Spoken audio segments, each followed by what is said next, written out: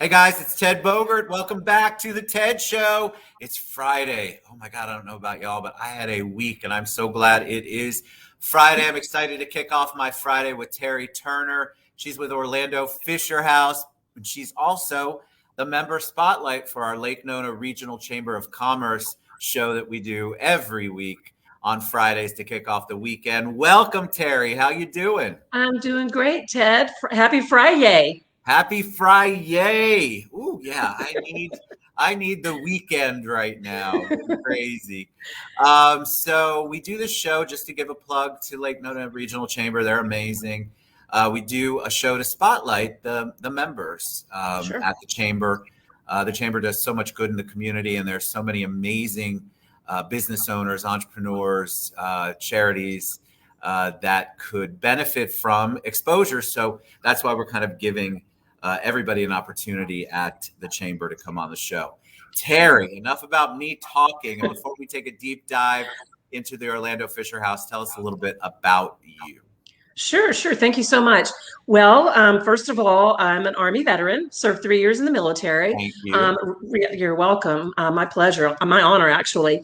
And went right from high school, right into the Army, right out of the Army, and right into working for the Department of Veterans Affairs. So I actually have, I'm almost embarrassed to say this, but it's proud and scary at the same time. I have 40 years of federal service altogether. Holy, you were a baby. I was 17 when I joined the Army. So quite a story to tell about serving in the military. And then I've spent my whole entire life serving veterans. So it's really a proud moment for me, if you will. I love it here in Lake Nona, and I'm very, very proud to be part of the chamber.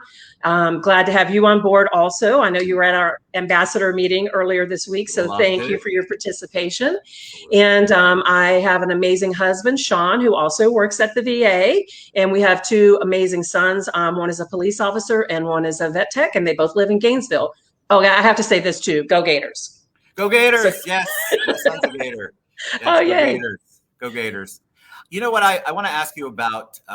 Thank you for sharing that, by the way. And Of really, I course. mean it. Thank you for your service. It's just such an honor to be on with anyone who's served our country. It's such a Thank you. sacrifice, and I appreciate that. Thank you. Tell us about your journey out of the military, because we know vets have statistically have a difficult time sometimes making the transition from Sure. the military to back to civilian life. What was your journey like there? Sure. So, I mean, I always liken it to, like, you remember when microwaves first came out, they were like these huge things. Giants. And right, exactly. And now they're very compact and they do a much more efficient job. I really kind of think that's the way the transition has happened between, Department of Defense and VA. I think that we have evolved over the years, especially since 9/11. And, we've really kind of done a great job of I guess, providing finesse to that process.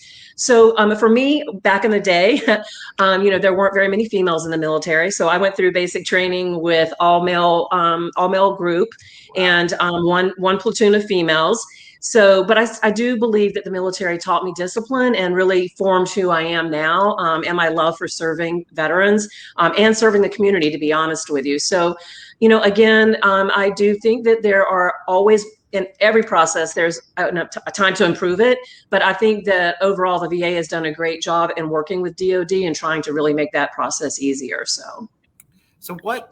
It's interesting because a lot of vets, they come out and they get it. They go back into civilian life. They adjust as they can. But you decided to make it a life goal or a life career to give back to veterans. yes. Why? Was there a need? Was it you saw that there were services that needed to be exposed more or people made aware of more? What was your reason behind that?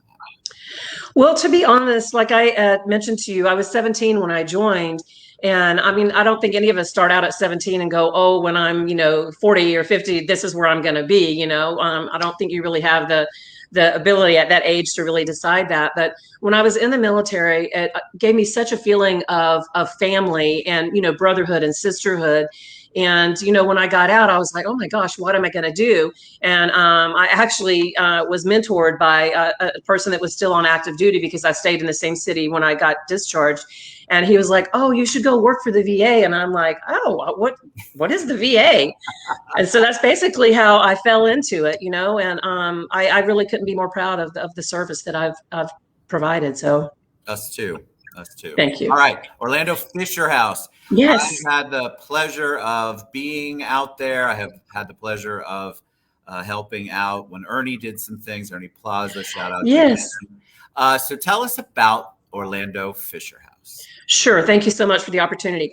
So a Fisher House is a comfort home that provides cost-free lodging for loved ones of our hospitalized veterans. And it's actually quite interesting because Fisher House Foundation is a nonprofit that builds these houses across the nation. So essentially what happened is many, many years ago, the Orlando VA had to apply for a Fisher House, and then we got awarded, and then we started construction, and then we had a beautiful Fisher House. But it's really cool because the VA actually gives the property to the Fisher House Foundation during the construction, and then the Fisher House Foundation builds the house and gifts it back to the VA. So it's a really cool partnership. So it's a 14,500 square foot home. We have 16 private bedrooms, and then we have community areas that I guess share, like the laundry room, kitchen, dining room, library, family room. So the beauty of this Fisher House is that guests can stay there for as long as they need to, as long as the veteran's an inpatient, and it doesn't cost them anything. And it's a $7.2 million house. So it really provides just the comfort, a stress-free environment that doesn't cost the guest anything. Is the need, we had a couple of people ask this, and I thought it was a good question. Sure.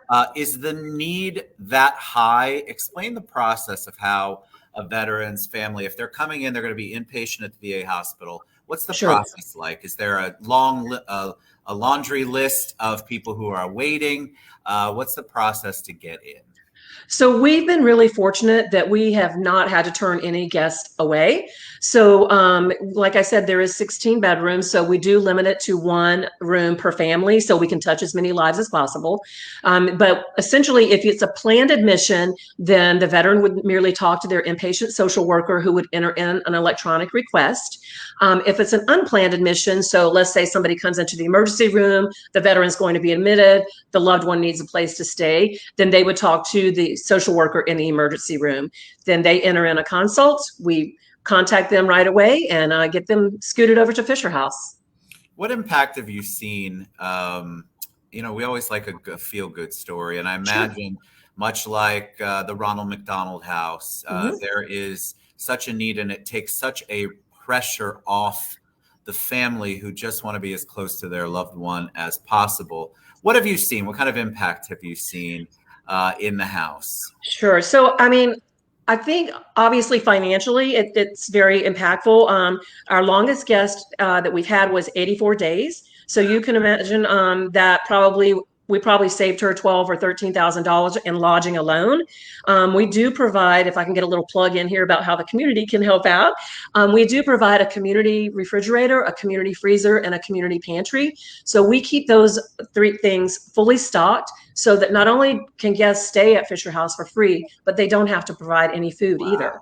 So, Ernie, as you mentioned, has been super supportive and has done 3 years in a row a donation drive for Fisher House. So that's the kind of support in the community that really helps us sustain our operations. Of course, the VA owns the property and they take care of all those kinds of things like, electricity and maintenance and all that. But the amenities, the extra things that really make a guest feel, comforted and stress-free, we depend on the community for, to help us with that. So if you've ever had a loved one in the hospital going back and forth, or even not being able to stay there, if it's a lengthy hospital stay, you've got to get back to work, or if there's just so much that goes into You're already worrying about your loved one. You're already concerned and stressed out, and to have the lodging and the food taken care of is such a blessing. It is. People asked before we went live, all right, Ted, we looked it up. We saw the website. We love it. What can they do to get involved and help you all continue to make an impact?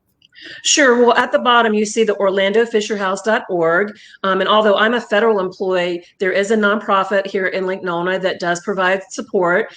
They're called Friends of Fisher House Orlando.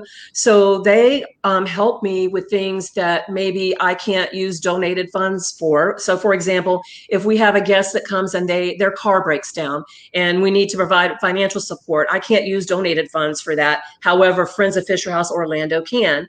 And we've had that happen where people needed gift cards for gas, or there was a financial need. And that's what I depend on the nonprofit to help me with. So they provide support. So definitely, please check them out at orlandofisherhouse.org. And also, you can contact me directly. I believe my information is on there, but if not, you can, reach out to me at teresa.turner2@va.gov.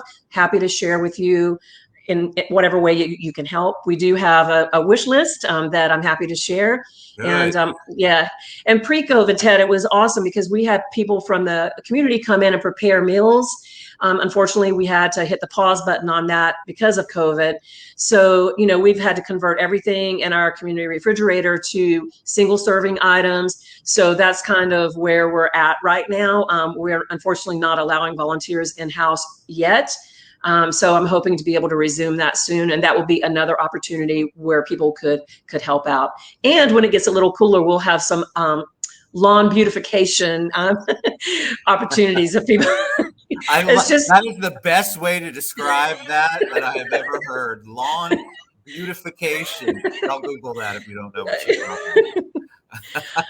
I was going to read to you, Ted, one quick guest comment, if I could.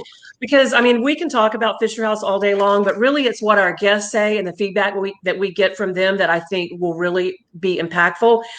This came from an active duty couple that actually stayed with us while their son was having surgery at Nemours. So they could have stayed at Ronald McDonald House, but they were familiar with Fisher House because Fisher Houses are also located at DOD facilities. So him being active duty, he just chose to stay at Fisher House. So they said, we can't thank the staff at Fisher House Orlando enough for the kindness and hospitality we were shown while our infant son was an inpatient in cardiac intensive care at nearby Nemours Children's Hospital. We were so thankful for a soft place to land during a stressful time. We can never thank you enough for all the amazing things that you provided us while we were here. God bless you. So I thought that's pretty cool. Beautiful. How do you not cry when you read that stuff? Well, I usually cry after I get off the camera. So that's good. That's fair. Okay, I get it. I don't want to embarrass you or me. So no, it's fine. I was about to cry too. As soon as you started reading, I'm like, oh, Here we go, Ted. Yes. Those kinds of statements really tell the story of Fisher House. So, do you have any upcoming? We have another question, and then we'll wrap it up. Do you have any upcoming events that people can? Any kind of food drives, pantry drives, anything going on that we should know about? So we don't have anything that's going to be an in-person opportunity, but again, we do have that wish list. We are always happy to accept gift cards because what we do is, since we're not allowing community groups in, we give those gift cards to our guests so that they can go out and grab a meal. I actually also cook a lot at Fisher House, and then we just put everything in individual freezer containers so guests can just grab the homemade meal and take it out. So, we have been planning a Drive Shack fundraiser that again got put on pause because of COVID. So, I would just encourage people to keep checking orlandofisherhouse.org because they're the fundraising force, if you will. As a federal employee, I cannot participate in fundraising, but they can. So please visit their website and feel free to reach out to me. I'm happy to. I provide volunteer hours too for some schools. Yeah, I do. So if right now all of our opportunities are virtual, but I do have some opportunities if people want their children to earn community hours for scholarship money and stuff like that, they can reach out to me and we can work something out. So that's another way that we can give back to our community. It's such a blessing what you all do, TerrI. I love every minute of this conversation because I think people hear things like Orlando Fisher House, but until you put a name with a face, with the name, they don't necessarily know because there's so much information going on in our social media world. So it's so awesome to have you come on and share your journey and share the absolutely impactful much needed, impactful services that Orlando Fisher House provides. All right, go to orlandofisherhouse.org. You can reach out to TerrI. I tagged her in all the posts. Thank you to Lake Nona Regional Chamber of Commerce for doing these. We need to get the word out on all of our small businesses and all of our amazing organizations like Orlando Fisher House. Thanks, TerrI, for being on the show. Ted. You're awesome. Thank you. Have a great weekend. Y'all have a great weekend. TerrI will put the link to the wish list maybe in the comments later on, and we will get you that. Y'all get involved, give back. This organization does so much good in the Lake Nona community, and really it's much further reaching than that. TerrI, have a great one. Guys, we'll see you soon. Bye, everybody.